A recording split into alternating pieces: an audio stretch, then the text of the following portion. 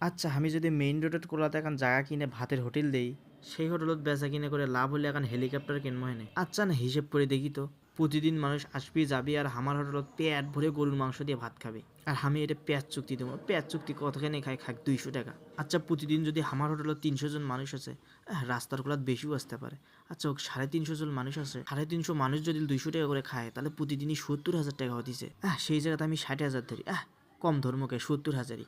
প্রতিদিন আমার হোটেলে যদি 70,000 টাকা করে ওঠে, তাহলে মাসে আমার আসতেছে 2,10,000।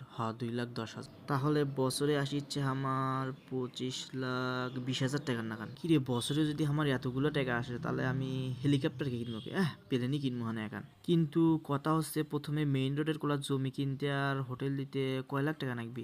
তাও তো সব মিলিয়ে 7 থেকে 8 লাখ টাকা লাগবে। তার উপর আবার রাস্তার কোলা তারও বেশিও নাকতে পারে। আচ্ছা যা 10 লাখ টাকা ধরে তুনো। কিন্তু ঘটনা হচ্ছে শুরুর দিকে আমি এতগুলো টাকা কোনটে পাই দূর, ওই দিকে আমার নিজের খাওয়ার টাকাই নেই, এমনি হুদাই আবল তাবল ভাবি।